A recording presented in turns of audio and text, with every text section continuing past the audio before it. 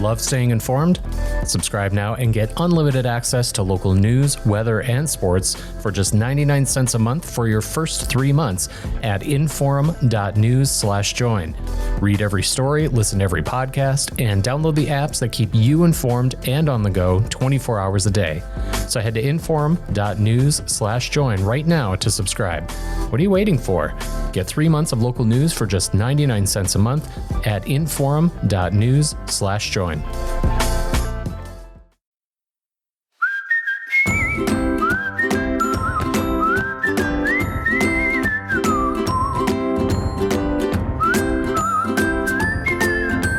Welcome to Plain Talk, and there's a really cool.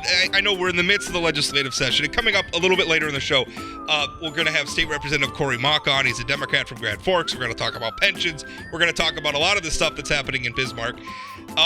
But before we get to that, I wanted to talk about a really cool program that the North Dakota Petroleum Council announced yesterday, and it's tied in a little bit with some of what's going on in the legislature. The legislature's in the process of creating. Is it called the Office of? Now I didn't prep enough on that part of it. Is it called the Office of Immigration, Brent? I believe so. Yeah. Yes. And has that been signed by the governor yet?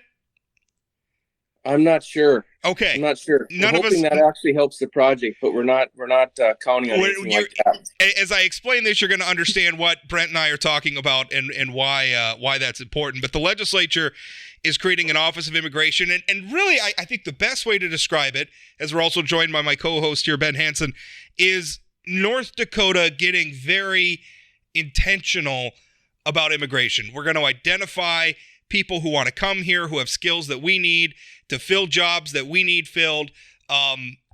There's a lot of people in the world that need a safe place to go. North Dakota is a great place to come and live and raise your kids, as we know. And we have plenty of jobs here. We have economic opportunity here.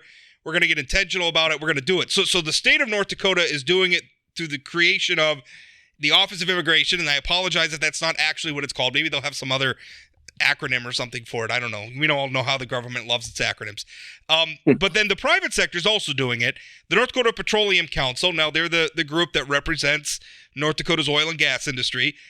They're launching a program called Bakken GROW. And GROW is an acronym because the private sector likes their acronyms too.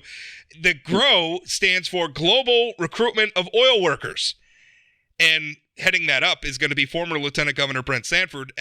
Brent, first of all, tell us about this program, and perhaps most importantly, what attracted you to this as the next thing you wanted to do after being Lieutenant Governor of our state? Well, Rob, Ben, great to be here. Thanks for the question. And I've been trying to be careful the last few months of taking on work that's meaningful, that's going to be solution oriented for some of our biggest challenges. And, this is one that popped up and it was exciting to me. It was a private industry, West North Dakota focused at first. Not that this can't go statewide. It probably will go to other industries. But I mean, this is something that you see employers in the East doing this now, employers in Bismarck doing this now. And strangely enough, in the oil field in West North Dakota, there's not been an organized effort. You'll see a lot of folks that are in Wilson, Wofford City, Dickinson, Minot, that, we've got English second language programs, like crazy in these schools, growing. We have Spanish language church times in Wofford City at the Catholic Church. I mean, it's tremendous how there's more diversity and helping with the opportunities and the jobs that were out there in West North Dakota. But that's been organically happening. So in this case, with the oil industry looking at 10,000 less workers here than pre-pandemic, from roughly 60,000 down to about 50,000. So you're 10,000 less workers, and oil prices are at $80. So it's not like there's not budget available to do a little more. And what we're always hearing is, can't put the frac crews out. The service companies can't hire. Retention is very difficult. We don't have the flows of folks coming from other parts of the country coming into West North Dakota like we did a dozen years ago for whatever reasons. And so the NDPC, North Dakota Petroleum Council, was approached by an immigration law firm and consulting firm that actually has a leg up in the United for Ukraine program. They've got recruiting firms in Ukraine. They have been doing this in Alaska. It's a Montana-based firm that has offices in Alaska, and they've been doing this in Alaska on the North Slope and in the fishing industry for a while now. Placed over 1,000 people. So there's good experience. We were able to talk to those employers of how this works, get an idea of what's happening, and it seems like a good fit. So Bakken GROW, we purposely didn't name it put the Ukrainian name in it because it's something that can build upon itself. And we're acknowledging, and the employers are acknowledging that something else needs to be done. So what I liked about this, Rob, is it's very solution oriented. It's not only a humanitarian effort, but it's a workforce solution that actually brings more people here. It's not just, as they always say in the oil field, it's not just stealing other people's employees. So it's not good enough just to recruit folks from Fargo and Bismarck to come to West North Dakota. Then all of a sudden we have a labor shortage in Fargo and Bismarck. I mean, this has to be where, what can we do to actually have more people coming to North Dakota? And so it seems like a good solution. And one thing's very unique about this is that the federal government has allowed Ukrainian refugees to work immediately once coming to the state, whereas other refugees coming in oftentimes take 6 weeks to 2 months to be able to even get a work permit. And so this makes it very conducive to employers listening to the fact of hey, this is a solution. This is a lot like recruiting efforts that we do anyway. So the main question will be language, because these recruiting firms are trying to bring people from other parts of the country, are charging fees as well. And the employers out west are used to coming up with hotels and apartments and transportation and training, equipment, food, getting everybody ready to go into the crew trucks and out to work, and then focus on driver's licenses and possibly CDLs and with constant training and supervision. So it's an opportunity where they're already doing this, or just trying to tap into another flow of individuals to come this way. So, Brent, that sounds exciting. I wanted to ask you, let's get into the nitty gritty a little bit here, because there's clearly a need in the state of North Dakota, period, for more workforce. And we hear, so I'm based out of Fargo, and I wind up hearing a lot from the FMW Chamber and folks like the Fargo-Moorhead Economic Development Corporation about all the jobs we have to fill. And there's a lot of talk, press conferences, programs based around recruitment. And I don't really think there's anyone opposed to it. Employers are maybe feeling that much more urgently about it. But let's get into the meat and potatoes of this. It's a new program. What does it look like on both a day-to-day basis for you as a recruiter, with someone with your experience being both a lieutenant governor of North Dakota and a former mayor of one of the cities that was directly in the, I don't want to say crosshairs, that's a negative connotation, was directly in the epicenter of the Three Forks and other oil booms that happened in the last decade? And then what kind of budget is the Petroleum Council budget and goals? Is there like something tangible we can look for at the end of the year? You mentioned they'd recruit 1,000 workers. Are you looking to recruit a set number of workers or shoot for a number of workers by the end of the year? Yes, we're looking at the goal for the initial stage of Bakken GROW is up to 400 workers by the end of the year, and that's just on the United for Ukraine program.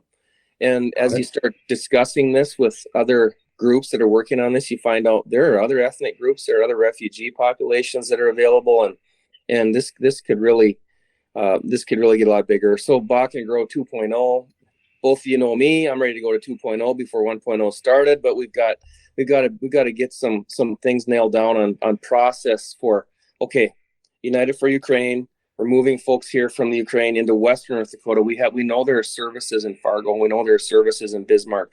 What do we have for services in Dickinson, Minot, Williston for second language classes, etc.? So there's issues to come up with. One thing helps in the southwest part of the state is there's a large Ukrainian population. So we've been in discussions with the Ukrainian Catholic Church in Fairfield, North Dakota, and so there's awareness, there's willingness to help, and the biggest part of this is to get sponsors, which is really an American vouching and saying, I'll vouch for refugees to come into our country. And you provide information, like financial information about, like, if you're applying for an apartment or something, so W-2s, that you basically say, I'm good with sponsoring 5 refugees coming into our country, and that's required for all refugee programs through the INS. And so this is a federal requirement in this case. Even putting down your financial information, this, as I mentioned earlier, United for Ukraine are allowed, these workers are allowed to work day one. So they're accessible, legal to work day one when they come into the country, and that's what they're looking for. They're really concerned about getting here, jobs that are going to pay overtime, training. I mean, it should be a very good fit for all. No, you're saying they can work on day one. Is that because of where they're coming from right now with federal immigration law? Yeah. So for instance, this gets in the weeds, but there are other treaty countries where you can actually get permits and within 30 to 45 days to get people coming here on an I-9, but then they have their I-9-4, I think is the form number, and they have to wait until they get their employment authorization from other countries like Venezuela, Colombia, Haiti, other treaty countries. You'll hear, and this is a steep learning curve, so we're learning a lot. But with Ukraine, there's a special mention today that because of the war with Russia and Ukraine, the federal government's allowing them to work immediately day one. They can get a driver's license day one. If they have a Ukrainian driver's license, they can go to work day one. So it's a very unique opportunity to get some folks here that really need a break. And, they talk about making 20 times more than what you make in Ukraine on a daily basis. These folks have either served in the military or they have 3 children and the government does not want them to serve. And so their military obligation is done. That's the first question we get. Hey, are we taking fighters away from the Ukrainian war?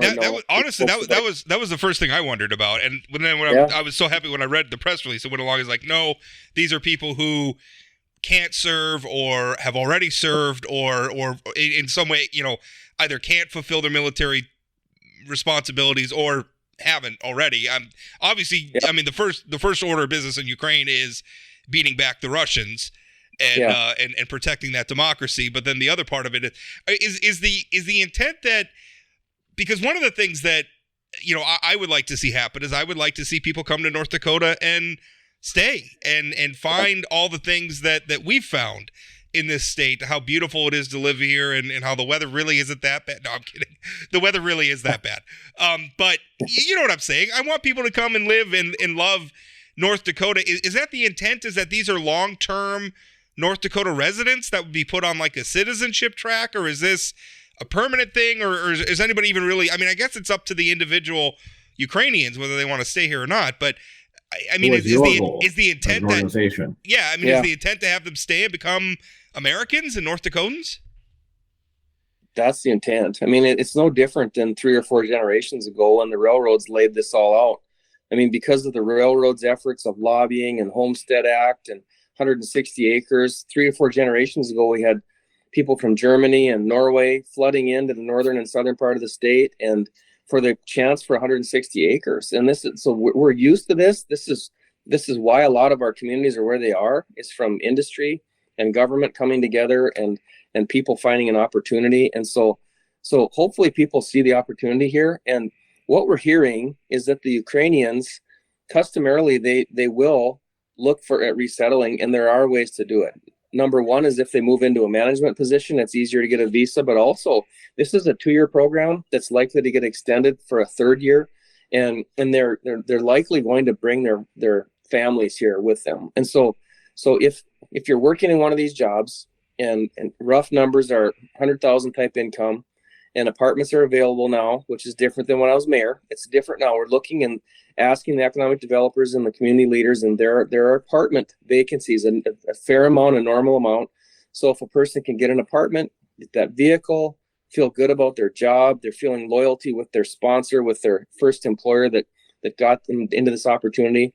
Yeah, we're hearing that what happens in Alaska, what happens with Ukrainian refugees is they'll look to what it takes to be the full-time American citizen. And there's processes to work through along the way. And if that's the goal, I mean, it's no different than frankly, for us trying to have Texans consider West North Dakota to be their new home. And that wasn't that easy 15 years ago and 10 years ago. And as the schools and the housing gets built, and there's opportunities for their kids, and hospitals are built and all the different infrastructure, hopefully folks come to North Dakota and they think of it as a place to settle in and have their friends come. And so it's important for there to be a community developing as well. And that's what we hear from some of the other ethnic groups, is that possibly you'll end up with a larger groups of different ethnic groups that would be interested in this as well. And so some of them are longer programs. Some of them are 2 years to get folks out of a refugee camp, if you can believe it, because they're not a treaty country with the United States. Yeah. But there are millions of people in refugee situations. A lot of them, in some of the Middle East countries that have worked in the oil field before. So ironically, you might have someone with experience. Even like a Venezuela, which also has a very, very large oil industry. I guess that was my one. Yep. To follow up just on something you said. You said there's a 2-year program, probably going to be extended to 3. I mean, Yep. I hope it does get extended, but I mean, at the end of that 2 years or 3 years, whatever it is, what happens? Do these people have to go home? What happens at that point? I mean, can they get visas? Also, we've been talking a lot about Ukraine, but what other groups or countries have you been looking at? For instance, Venezuela, I guess, is one that kind of popped into my mind. Yeah, when we heard that Venezuela and Colombia are a couple of countries that we have that are called treaty countries that are basically in war, and so that's a quicker way to get the permit to get started on immigration, getting them here. We're being told it's gonna be 30 to 45 days from when we send the sponsors and the job description to the recruiting firms in the Ukraine. 30 to 45 days. So it's a short amount of time, a shorter window to get folks here from the other treaty countries. And so we've actually put out feelers through a couple of nonprofits that are in the space to look in Venezuela at who they've got in the queue. And they're finding some petroleum workers in the queue in Venezuela. Now it would take longer to get them to work. So that sponsorship and that community humanitarian effort on the beginning of who's going to pay for the apartments and the rent and the getting the lease, food, transportation for the first couple months is different than United for Ukraine, where they can go to work right away. But still, if you've got experienced folks, I mean, there's opportunities here. There's just a lot of opportunities that, frankly, one of the firms that works in Canada said if the United States was better at this, there wouldn't be so many people flooding into Canada. But the United States is not good at legal immigration. And we all know that. We're so upset with illegal immigration on the southern border, and it makes us do a really poor job at legal immigration. We saw Filipino workers coming into the hospital in Wofford City over the last dozen years and became great friends of our family. And the husbands could not work for 7 years. It makes no sense. That's a government thing right there. That doesn't even make any sense in common sense for humans. But they could not work for 7 years. As soon as the 7 years were up, the husbands would go get jobs working for the county, the city, wherever. I mean, they're trained engineers from the Philippines, could not work for 7 years. And so that makes no sense. So we need to clean up legal immigration at the congressional level. So, that's a challenge. We're going to learn a lot more. Hopefully we can help with Senator Kramer and Hoven and Representative Armstrong, and maybe putting some things out there.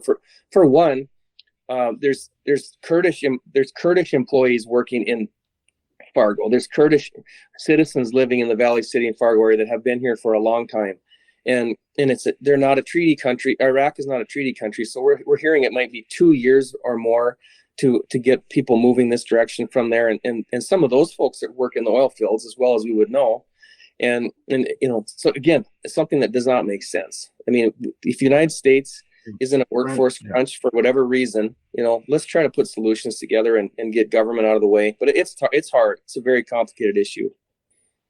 Brent, I wanted to get specific and make some distinctions here with you as well. How long has this program been happening? It sounds like it just started, but I want to make sure I got that right. And then Senate Bill 2142 is bopping around the North Dakota State Legislature right now. That would create an Office of Legal Immigration that has passed both the House and the Senate. It is going back and forth a little bit, but without getting too in the weeds on that, I'm thinking it will get signed this year. That will create a Office of Legal Immigration within the Department of Commerce. Employees of the Office of Legal Immigration report to the commissioner there. I wanted to see, is that something that you, through the Petroleum Council, have lobbied for? Or if not, is that something you're planning on working with this, just so people know whether this is a separate thing, whether this is in conjunction? I, of course, can't be doing any lobbying, right, for 2 years coming out of my job. And so, that's right. Yeah. No, I actually forgot about that. My apologies. So I think you meant lobbying in the colloquial term.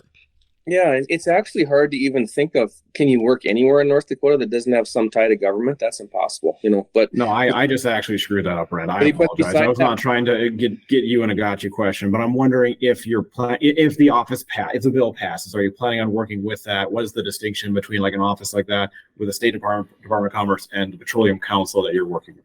I think it's everybody's on the same page, and the Petroleum Council is just running out in front on the issue, and hopefully, I mean, Ron Ness said, hopefully this is an example for other industries and other parts of the state, and we can pave the way and show how this can be done a bit.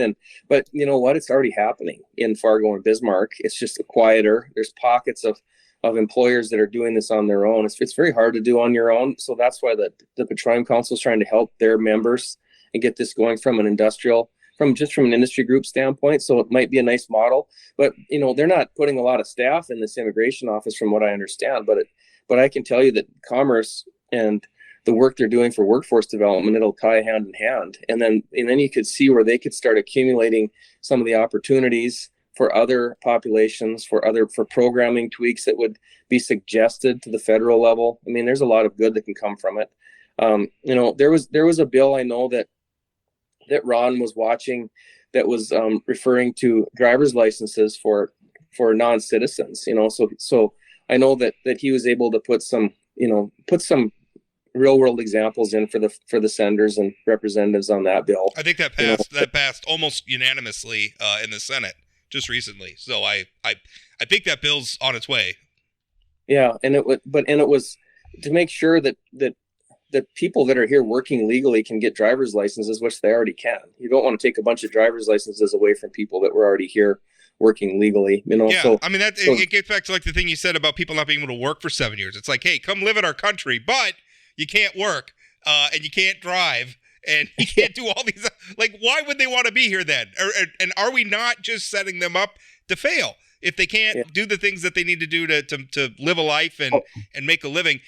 Talking a little bit more about the Office of Legal Immigration, something you said, the United States is not good at legal immigration. And I think you're right. Frankly, we're not that good at illegal immigration either. We're a mess. We're also not good about talking about federal right. level. We're having even adult conversations about it. So one of the things I'm wondering is understanding it does. I agree with you. It doesn't look like this Senate Bill 2142 sponsored by Senator Tim Mathern, Democrat from Fargo. The Office of Legal Immigration, I think it's a great idea in the Commerce Department. I don't know how much staff it needs. I don't know where we're going with that. But I'm wondering, like, can that help with the federal government? Like, if the state of North Dakota can give some official status to a program like this, I don't know. I mean, is there ways in which it's different if the state of North Dakota is sponsoring things or facilitating things as opposed to just a private industry? Does that help? You'd think so. You know, it's not anything that we were talking about in the governor's office through December. So I don't know exactly the goals, except that it's well known that there are programs that are one-offs that are handled by individual employers. So if commerce is part of their mission is workforce development, I think it's a worthy place to try to put some awareness to it and have a person that's their job and help coordinating. And they're more likely going to deal with government employees from the federal government if you're working in state government. So yeah, otherwise it's one-off. Even with the Petroleum Council, with me helping there, and it's private sector. You know, I mean, it's basically everything is looked at from an employer standpoint and from, you know, acclimating people into the communities, which I've told other people. It was like a humanitarian effort for the last 15 years in Western North Dakota to try to get communities to be able to have the housing and have the hospitals and the education and all the different services there when folks arrived. And so it's, you know, so that part, private sector has worked well with Western North Dakota and trying to work that anyway. But obviously, yes, if commerce has an office that's focused on it, it can put more awareness to it, more communication to it. That should be a good thing. And maybe cut through some of the federal red tape. Sorry, Ben. Oh, you're fine. Brent, you signed up and did 6 years as the lieutenant governor of the state of North Dakota, which must have been a very dynamic and unique experience in your life. And in your time here, we had like the last, for instance, the last previous president ran on what I would call a broadly anti-immigration platform with maybe not a lot of specifics there. Currently, during this legislative session, I've seen social media comments and press comments from some, not all, legislators making maybe not anti-Ukraine, well, no, anti, not wanting the U.S. government to spend money on weapons, providing resources to Ukrainians, President Zelensky, and that is not what you are talking about or doing here. And while it's both fair and not fair to ask you, I would like to say, if you're recruiting, your group is recruiting now, and I'm a Ukrainian and I don't know anything about North Dakota because my whole life's been turned upside down by Vladimir Putin over the last, 2 years now? And I'm starting to read some headlines, or I'm starting to see some things here. They're definitely negative, frankly, towards Ukraine or towards U.S. support for Ukraine. Do you or the Petroleum Council have like a message or a guideline for them, or is that something that you're staying out of? I understand it's extremely radioactive, but it's there and it can't be ignored because that's the kind of thing that someone you're trying to recruit could be reading or seeing now in the state. Yeah, I think you can hear that from far left, far right, just like everything else. And I think what the industry's trying to do is just keep their head focused. They're clear, focused on the goal, and that's to try to get more workforce, trying to get more workers, trying to get more people here, interview for jobs. And then in the end, that might be more citizens for North Dakota, which has been a stated goal of all the last few governors, including our administration. And, it's never easy to move into a small town. It's never easy to move into a place where everyone knows each other. And it might be more of a handicap coming from a place as politically charged as Ukraine. We hope that there's not any kind of organized efforts against them when they get here. I mean, we'll cross that bridge when we get to it. I can't believe that would happen. What's going to happen is they'll be moved into the crews at the different oil companies that are already doing this and bringing people in from all over the place.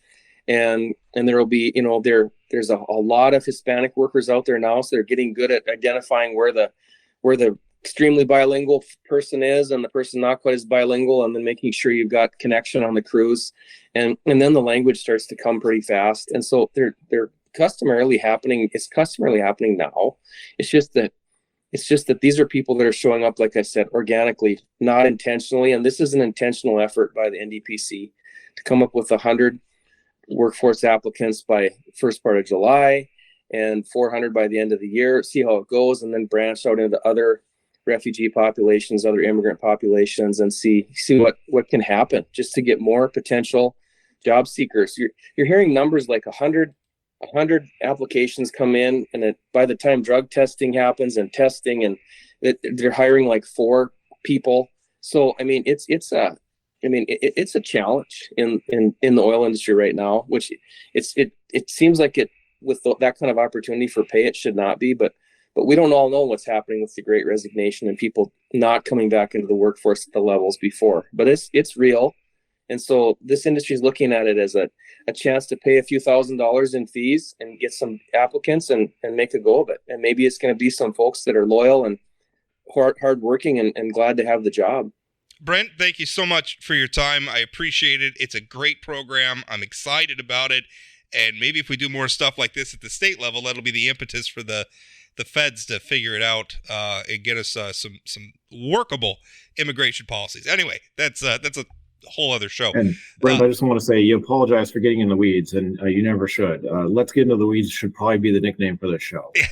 Yeah, this is the podcast for getting in the weeds. Brent, thanks so much for your time. Appreciate it. Thanks, fellas. Anytime.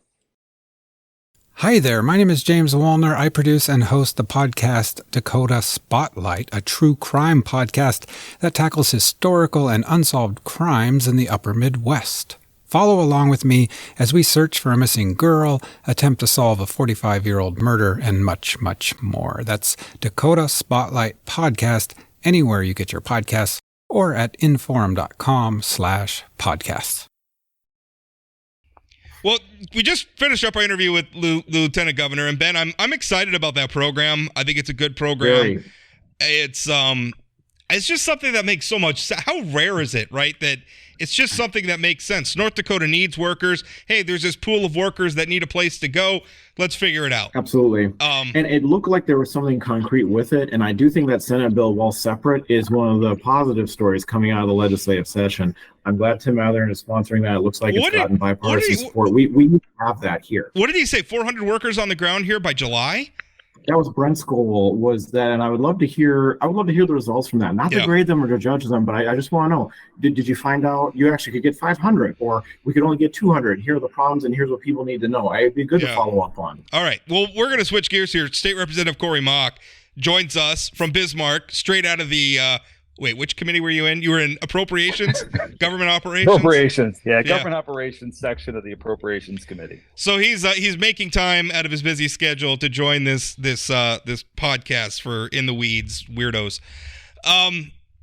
Pension reform, which I have to say, a great podcast, and to all 9 In the Weeds weirdos like us that exist, and I love it. So thank you for giving Politico nerds like myself a chance to feel like we're pop culturally relevant.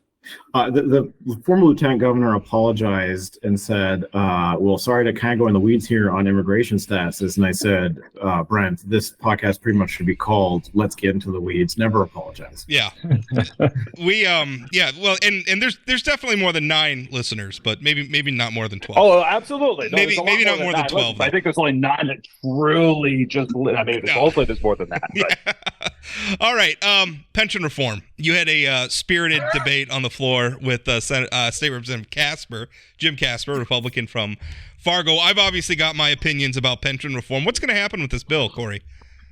Oh boy, I don't know. It's going to keep us here until the crops start to ripen. I'm not entirely sure what's going to happen with it, but I would not be the least bit surprised if any pension-related bill is one of the reasons, if not the reason, we stay until nearly the bitter end, until the end of April, early May.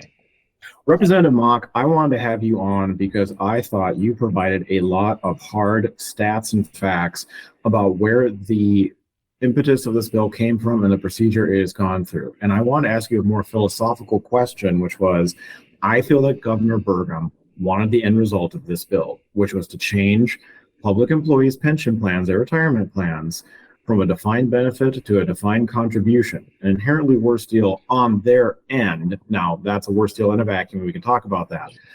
I happen to feel that no matter where the facts and stats came down, he would have come to that same conclusion given his business background and what he wanted to see for both headlines for the state, maybe what he thought was better here for the state. I feel like there is a certain philosophical bent that would lean that way. I also feel there is a more left-leaning bent, certainly the Public Employees Union, definitely myself, that has a bias towards keeping a defined benefit as simply cheering for the individual worker when it comes to public policy in general. Do you feel the facts on the ground can sway the individual public? I had to correct Congressman Pomeroy about this yesterday. Yes. The individual public worker, because I remind you, we peasants who work in the private sector have 401ks. Everybody's talking about it's the worst thing in the world to have a 401k like most North Dakotans have. The peasants in the private sector who receive benefits from public sector employees that we need to keep in robust. I'll just keep back and forth in this all anyway. But Corey, do you think the facts on the ground or what you presented are going to be persuasive to those one way or another, or do you think this is set in stone? What's been your experience? The House has clearly established itself as wanting to close the main PERS pension plan. The House is taking that position. The Senate seems to be positioning towards I don't know. The thing is I don't know. If I'm to be completely honest, it used to be that there were enough institutional public employee supporters, and Rob will absolutely come back to your other point about how this is public pension, public employee, that we are spending a lot of money and a lot of time, maybe not, honestly, not enough time, but a lot of money on a plan that benefits so relatively few people. That's a whole nother issue, and I completely acknowledge that there's a nuance there that causes many people's eyes to just glaze over. But the Senate, I'm not entirely sure how strong they're going to hold with Senator Cleary and Senator Dever in wanting to defend the current plan.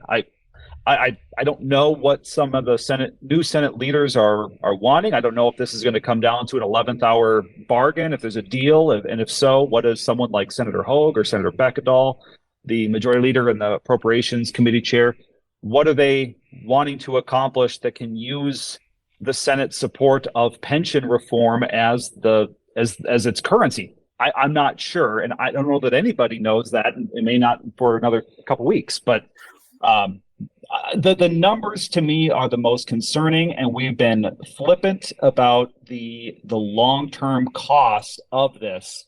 And I know that there's an argument to be made on the cost of keeping it.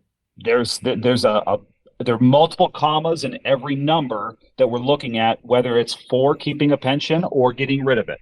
But we're not being truly honest with ourselves when we're talking about the true cost of closing the pension and the opportunity costs that come with that. Yeah, it's expensive. And I feel like I've been very straightforward about it.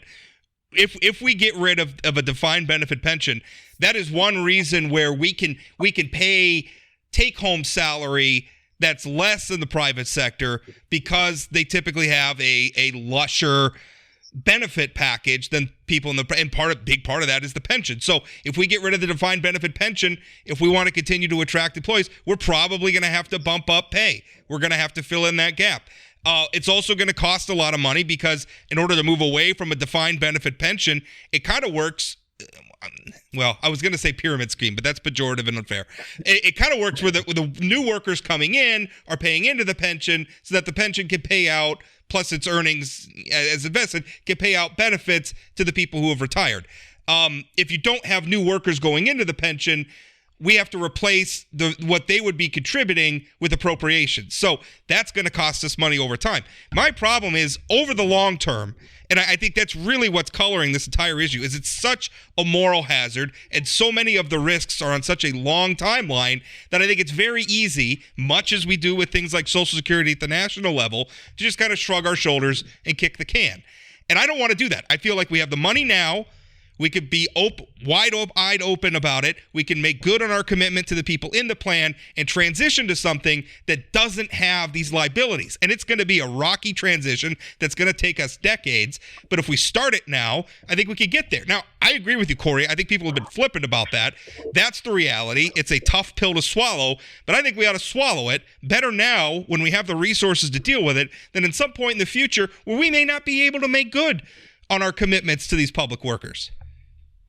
And now, one of the things that maybe we need to have more of a conversation about this, but I'm trying to understand the overall need for closing the pension, setting aside the current solvency, which was in large part a self-inflicted wound to the plan. After the 2007, 2008 crisis, the market crash, there was a 4-step plan that actuaries said, do this, and we will be on the course to solvency. We did it with TFFR, the Teachers Fund for Retirement. Sure. That is on the path. That one, we're not talking about that. But we also did bailouts to, I think, both PERS and TFFR another time during my 20-year career. There was one other time, and that was I believe the .com bust. Was the first time that had to happen. So maybe part of the argument is that we move away so that we don't have to rely on a bunch of feckless politicians to follow through on the commitments to the pension funds and to properly fund them.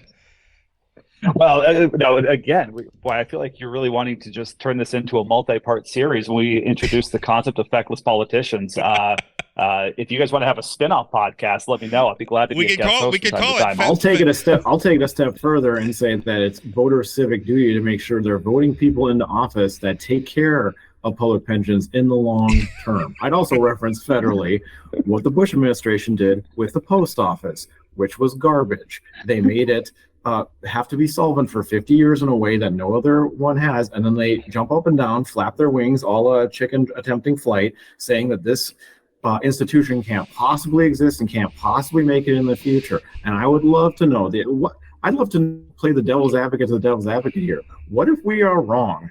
And this was a pension that we could adjust to, keep a defined benefit to, and keep a more robust public workers sector than even some of our neighboring states that may not do this, and therefore strengthen our economy, strengthen our transportation potential, allow industry to exist in our state and do business with more ease. What say you, Representative Mock? I swear I have a question in there.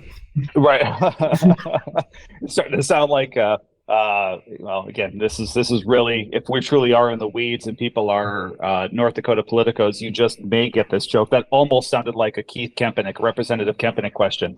That was a George Kaiser reference. R.I.P. to a great chair. He would let somebody rant, and at the very end go, "And your question was," right. I mean, the what if scenario is very true, and it's something that's on my mind. What if the majority leader in the House is wrong? What if the advocates for closing, what if the Reason Foundation or TIAA or whomever else is coming in and saying the plan you have is nothing more than a high-speed rail line that ends in a cliff? It's Back to the Future Part 3. The bridge isn't there. It's the I should have said spoiler alert in case you haven't seen a 1991 movie, but it's 32 you're years saying old. The GOP is simply not thinking fourth dimensionally. I'm going to jump with you. All the way down. Right. Oh, wow. Thank you. Thanks for just really dialing up the level of nerdiness with me. Mm-hmm. It's a big what if, but we look at what other states have been doing. There are states that have begun over the last 20 some years to shift away from the defined benefit plan, and that have made either a full or a partial plunge to a defined contribution.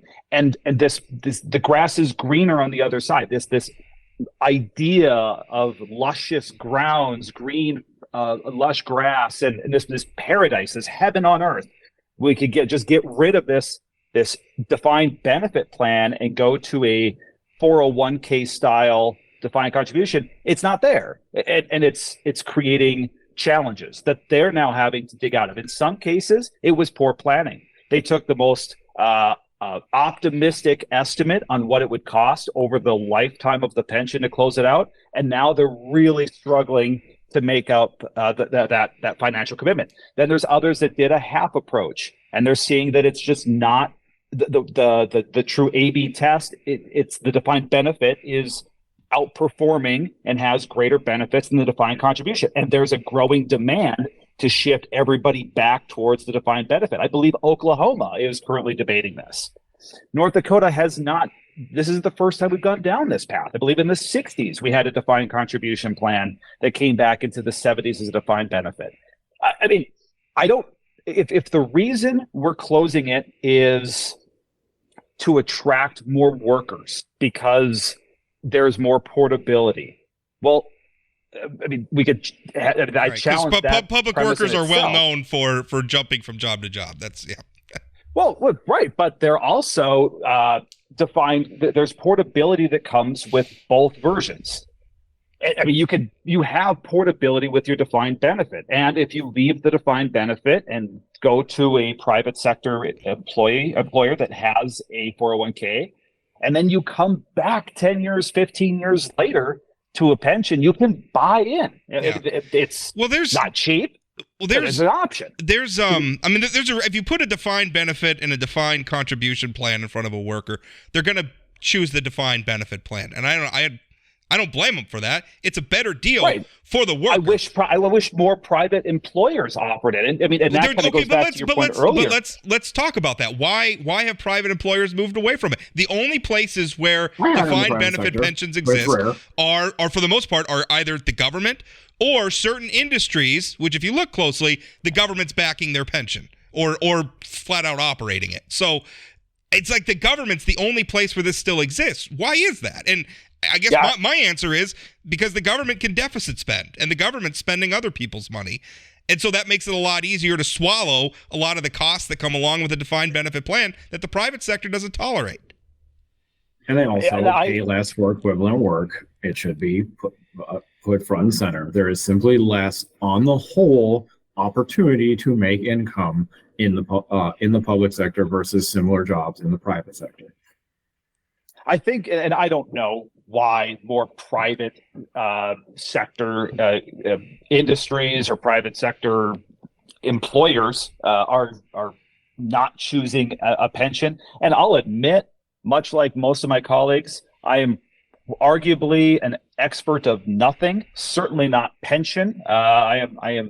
We're amateurs in our field for 80 days. We pretend to say all the right words and have all the answers while we're while we're in this business. I think that's the one superpower that the capital has, is it gives everybody hubris. We have this magical deposit of confidence and wisdom that once we leave probably doesn't hold up to the rest of the world. So I don't know. It's a really good question, Rob, and it's something I've been wondering. I mean, I've asked the question: why don't we allow other industries, other employers, private businesses to buy in and be part of it? And we can't because it's federally prohibited. It's an IRS code. Okay, why don't we see more employers offering pensions or pension-like benefits? I think a lot of it is the startup cost, but I think I believe, and I have to pull the article, that there are some employers that are exploring that idea, the concept. With a workforce shortage, how can you get a competitive edge? Do we see more of it down the road? I don't know. It's a legitimate question. And I hate that this is one of those issues that hits few tens of thousands of North Dakota workers and their families against everybody else, because they work for all of us, the taxpayers. Yeah. They are public employees. The benefit we've offered to them as a retirement, as a pension, it's our obligation to see that through. I think it is rhetorically, and I don't think that this is intended, but it is really hard. Again, as somebody who's worked in the private sector their entire life, it is very difficult to hear North Dakota United and public workers and other carry on like they're being sentenced to a gulag because they have to have the same retirement plan that I do. I'm living with it. Like I don't understand why that's not okay. And I get it. It's a lush benefit. It's a nice thing. By the way, I am the son of 2 public workers. My wife's a teacher, and I would support this plan for TFFR as well. So I'm not. I mean, to me, it's hard for me to hear that. Like, most North Dakotans don't have this, and you're carrying on like someone's harming you. I don't think that's the truth. Well, and again, I'm not making that case. I think that's you're saying. Those that are opposing the bill or wanting to see it. That can be the tone that comes across.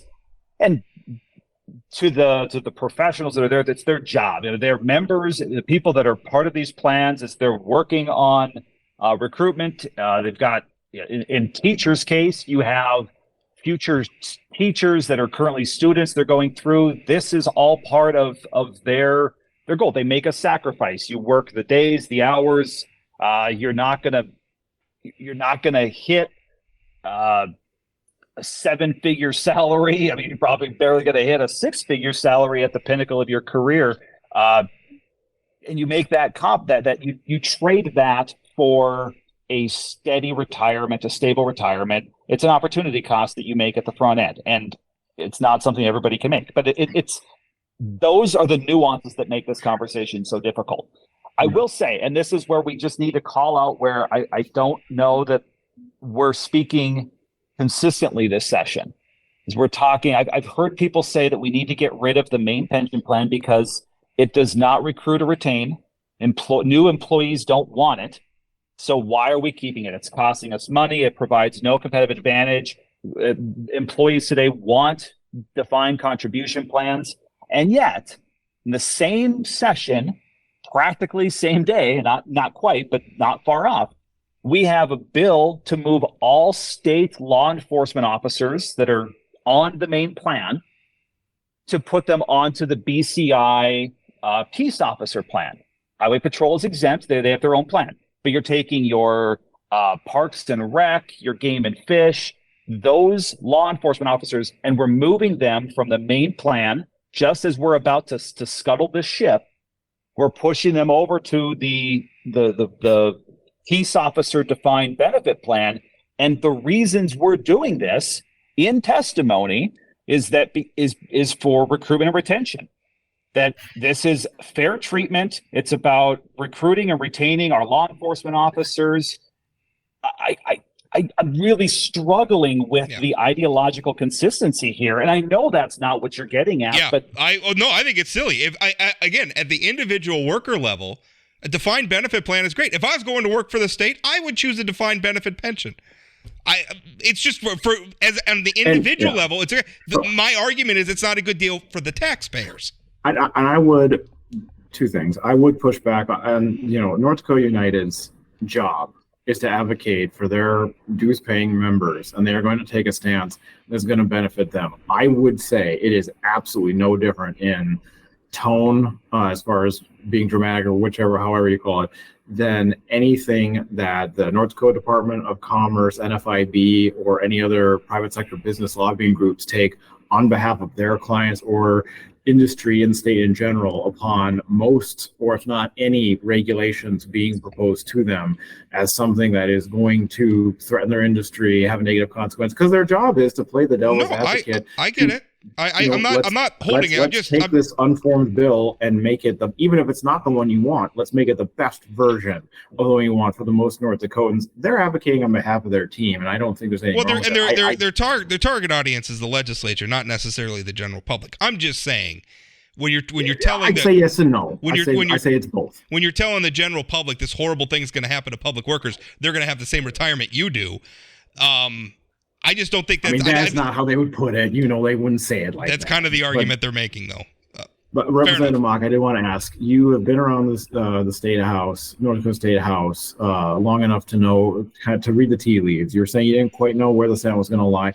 But can I ask you, is there a single or maybe a top 3 factors, going back to that inherent philosophical conclusion before having a nuanced debate? Because I wish, so I get sidetracked, you're saying that we've talked about it a lot. I think that the legislature should be talking about it all the time. If anything, that could be a main thing we're doing this session, instead of talking about all these damn hot button social issues, all these bills that are there to talk about things that haven't actually happened, hypotheticals. This will directly impact public employees who are employed by the state of North Dakota, which has its budget ran through the state legislature. Are there a top 3 factors that would actually change heart and minds, or more importantly, hear votes in either the House or Senate, or from what you've seen, has that simply not been the case? There was the needle there at the beginning, and now it's in the same place. I think part of it is if we continue to divest the costs from the policy change from that moment of time where we make that commitment. So we sign on the papers today and say we're making this transition, but it's a buy now, pay later deal. And we're subsidizing that buyout that all of the other entities, your political subs, cities, counties, that they have to contribute to close it out. That is what makes this palpable. You don't touch the stable funds. You're not going after a teacher's fund. You're not going after the highway patrol fund. You're not going after judges or public safety or job service. You're just focusing on one of the larger funds, the main plan. But we're making that commitment today, and by design, we have deferred any of those additional costs. The ADEC, as they call it, and that's I forget the acronym, but it's the actuarially determined employer cost. It's how much we need to start making to begin to close the gap until it's closed. So it's somewhere in the marks of 40% employer contribution once we start this path. We're not taking that on today. We're not making it down. We're doing the one-time infusion, which to me seems like a complete insult if we're wanting to take it from the legacy fund. I absolutely fundamentally oppose using the legacy fund to close out a benefit. It just does not align. It was in the bill.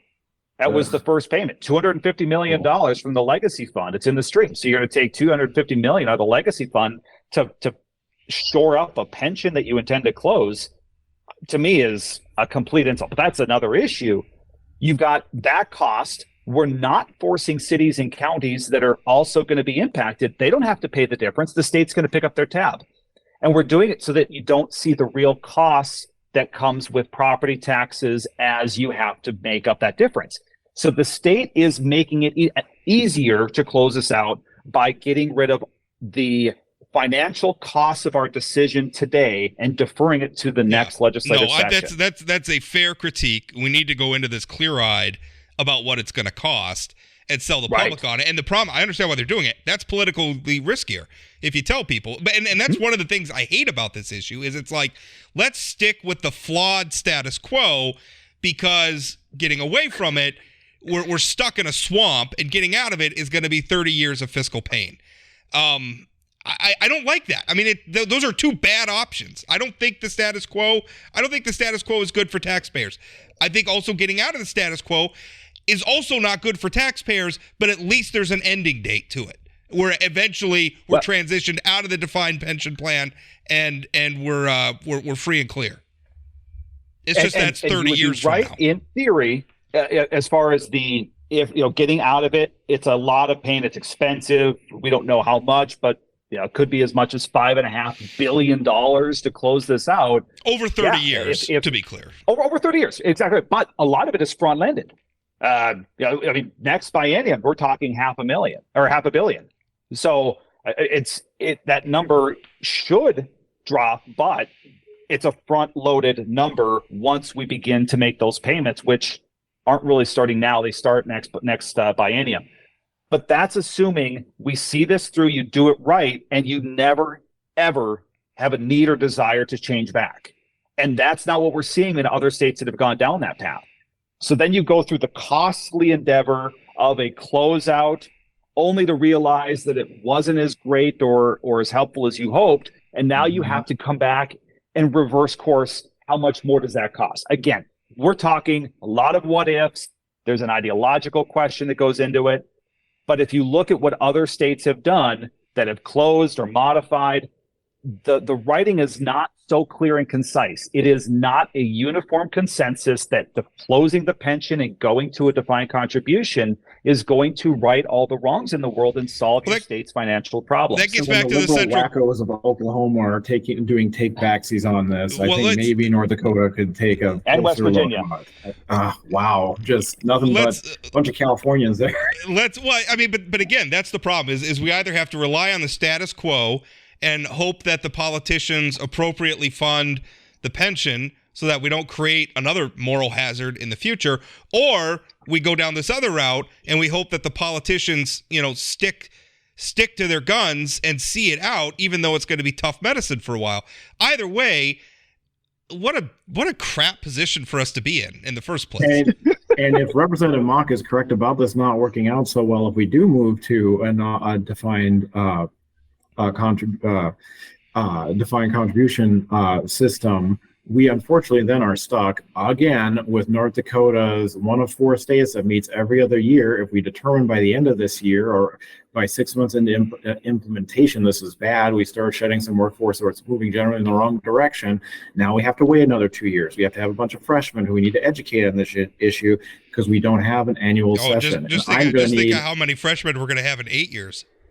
I'm going to need a stepping stool for as high of a horse as I'm riding on today, but I'll never stop riding it. Every other year session is stupid. So there. The stepping stool might be an extension ladder at some point. And I agree with you. I will say, and this, I don't think I've said this enough. And to be fair, I am all for reform. The cost of doing nothing is a cost we cannot afford. Yeah, I could not agree more. This cannot be a just carry on exactly how it is today. The solvency plan that began in 2011 following the 07-08 market correction, the crash, we didn't fully implement it. And now it would cost us a little bit more in order to make up any of those lost ground. So it's not without cost. And I certainly believe that we need to be kicking in an additional contribution, shoring it up if we're going to go down that path.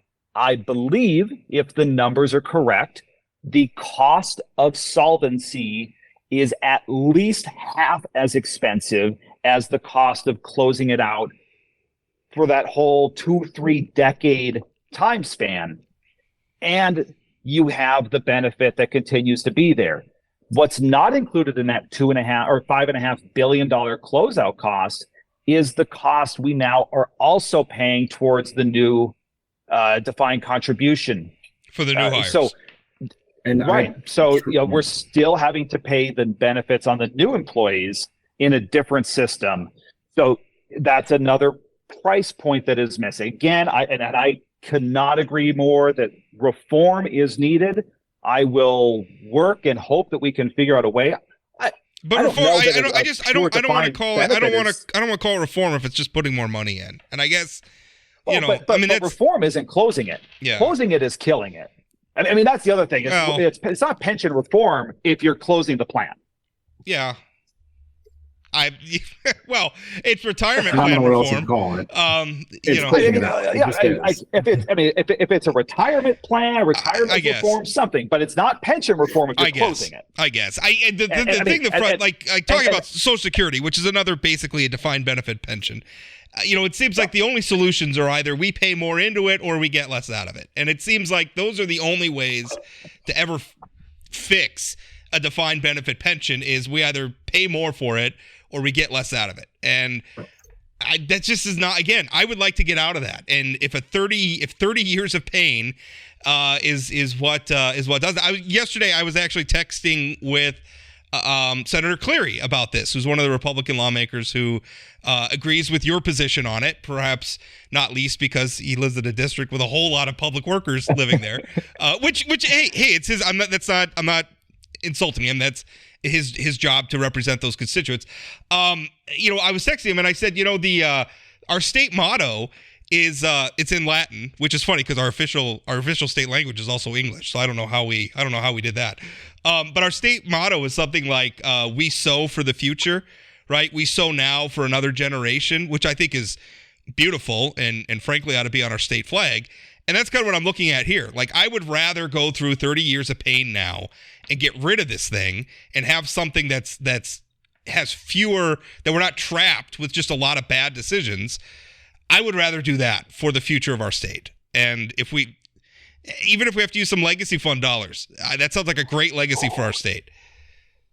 A great legacy for our state to be unburdened from this. And I realize that probably makes a lot of public workers mad who are enjoying this wonderful benefit. I don't blame you at all for enjoying this benefit, but this is whatever path we take, this is a bad deal for the taxpayers. We ought to do what we can to get out of it.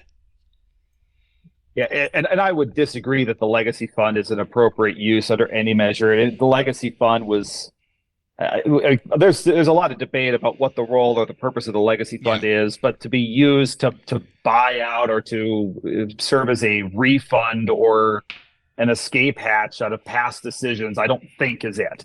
Yeah, that's not adding value to the state. It's certainly not contributing directly to the prosperity of the future.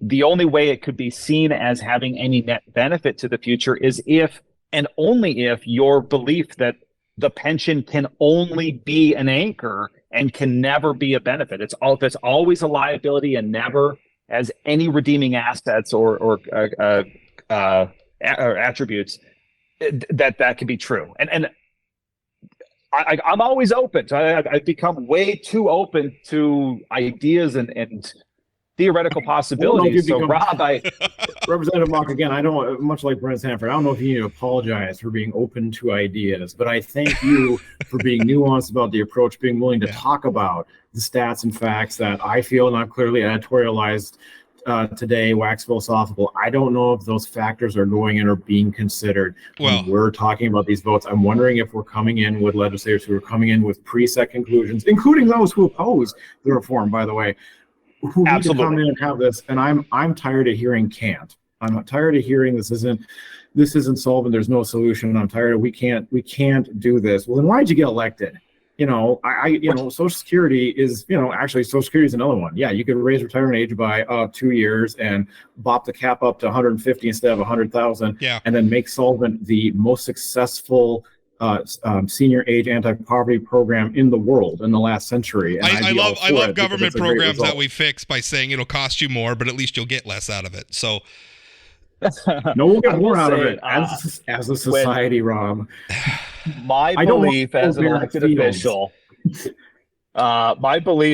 my philosophical belief in general is, and I hope more share this idea. I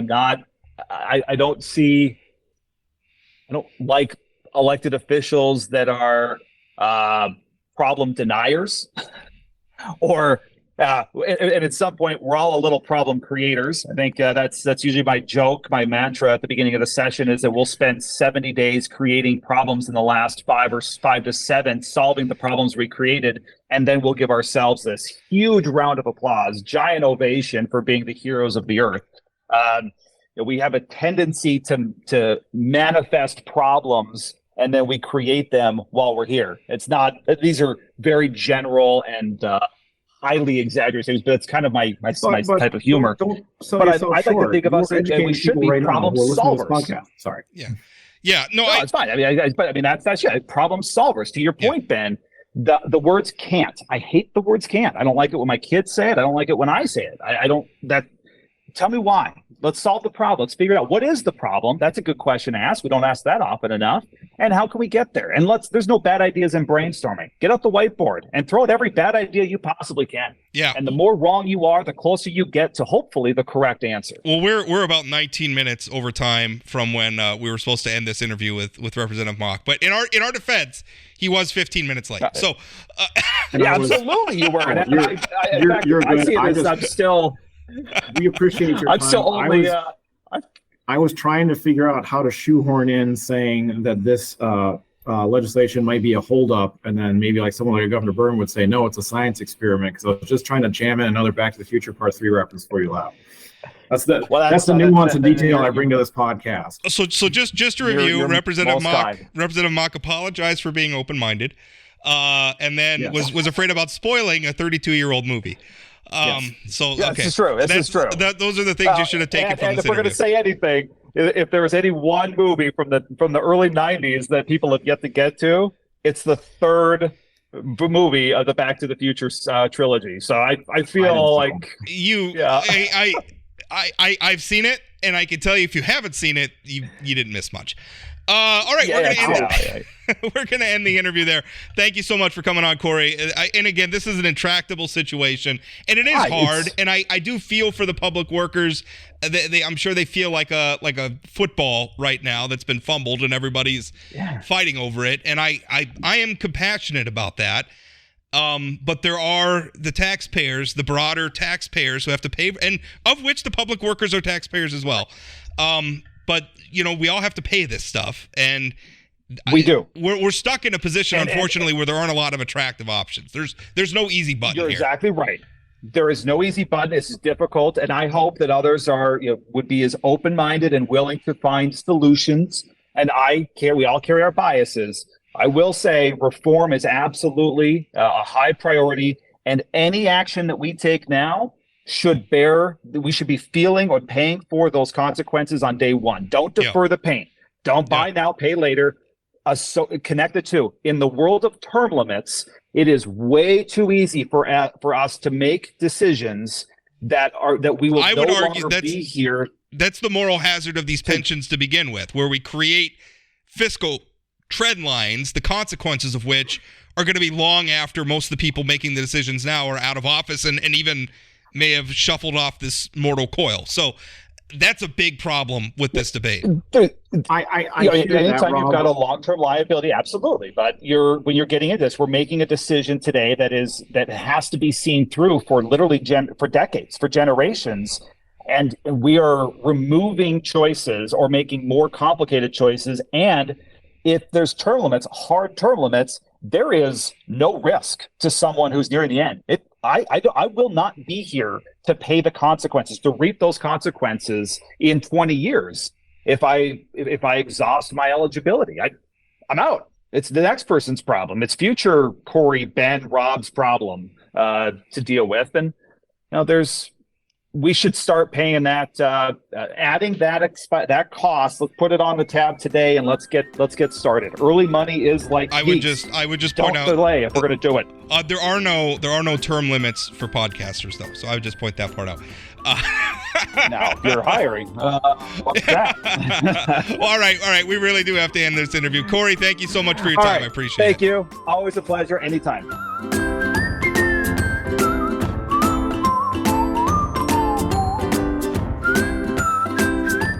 Did you know Forum Communications Company has a robust podcast library?